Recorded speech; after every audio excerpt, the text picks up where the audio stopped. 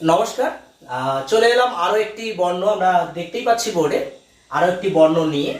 তো এই বর্ণটাকে আমরা অনেকে চিনি, আবার অধিকাংশ জন চিনি না।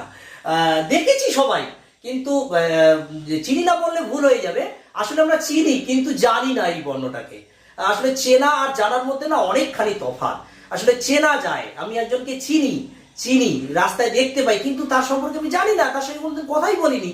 ঠিক তেমন ব্যাপারটা এখানে, যে এই যে বর্ণটা, এই বর্ণটা কিন্তু আমরা অধিকাংশ জন, ছোট কি বড়, বড়রাই তো ছোটদেরকে পরিচালিত করে, তো বড়রাই কিন্তু ভুল শিখিয়ে দেয় ছোটদের। তো এই বর্ণটা কিন্তু আমরা ভুল উচ্চারণ করি। অধিকাংশ জনের মুখে আমি শুনেছি এই বর্ণটা উচ্চারণ করতে ক্ষয় মধ্যাহ্নস্য বা ক্ষীয় মধ্যাহ্নস্য, যেহেতু এই ক্ষয়ের মতো উচ্চারণ হচ্ছে।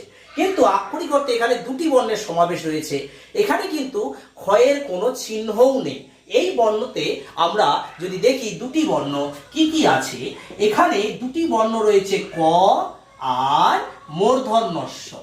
এই দুটি বর্ণের সমাবেশে কিন্তু এই বর্ণটা গঠন হয়েছে। আক্ষরিক অর্থে এই বর্ণটা কিন্তু প্রকৃতপক্ষে কয়ে মূর্ধন্যস্য। এ বাংলায় ক্ষয়ের মতো উচ্চারণ হয় ঠিকই, কিন্তু এই বর্ণটাকে আমরা ক্ষয় খ বা ক্ষয় মধ্যাহ্নস্য কিন্তু বলতে পারি না। এই বর্ণটি হচ্ছে কয় মধ্যাহ্নস্য। আমরা একটা শব্দ দেখলে বুঝতে পারবো। আমরা একটা যদি শব্দ দেখি যে শিক্ষক, তো আমরা বাংলায় সত্যি সত্যি কিন্তু একে শিক্ষক বলছি, একদমই ঠিক। কিন্তু যদি আমরা এর উচ্চারণ দিক দেখে থাকি হিন্দিতে বা সংস্কৃততে, তাহলে কিন্তু এর উচ্চারণটা এইরকম দাঁড়াবে। কিরকম দাঁড়াবে?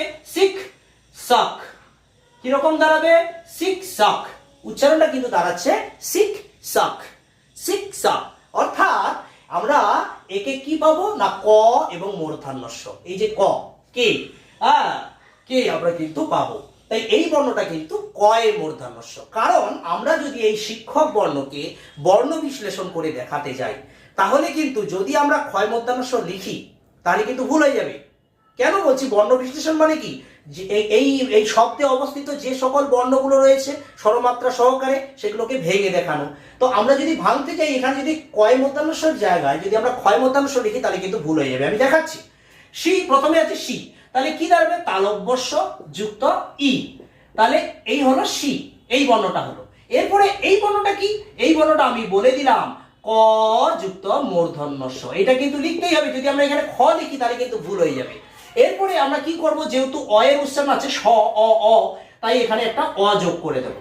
এরপর কি আছে? ক যুক্ত অ। তাহলে এইভাবে করে কিন্তু আমাদের বর্ণ বিশ্লেষণ হয়। কিন্তু আমরা যদি এখানে খ লিখে ফেলি তাহলে কিন্তু এই বর্ণ বিশ্লেষণটা সম্পূর্ণরূপে ভুল হয়ে যাবে। তাই আমাদের জানা খুব প্রয়োজন যে এই বর্ণটা আসলে কয় মূর্ধন্যস্য।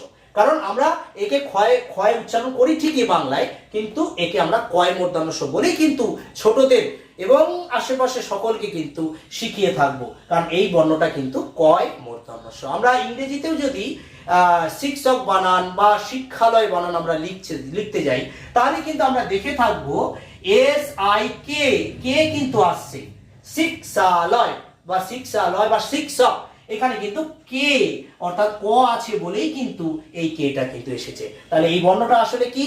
এই বর্ণটা আসলে কিন্তু কয় মূর্ধন্যস্য। এটা কিন্তু জানা খুবই খুবই খুবই গুরুত্বপূর্ণ। ধন্যবাদ। যদি ভিডিওটা ভালো লাগে অবশ্যই আমার চ্যানেলটি সাবস্ক্রাইব করবেন আর কমেন্ট করে জানাবেন, ভালো মন্দ যেটাই হোক জানাবেন, নিজস্ব মতামত দেবেন। তাহলে এরকম নতুন নতুন আরো ভিডিও আমি নিয়ে আসতে পারি, ভালো লাগবে আমার। প্রত্যেককে অসংখ্য ধন্যবাদ।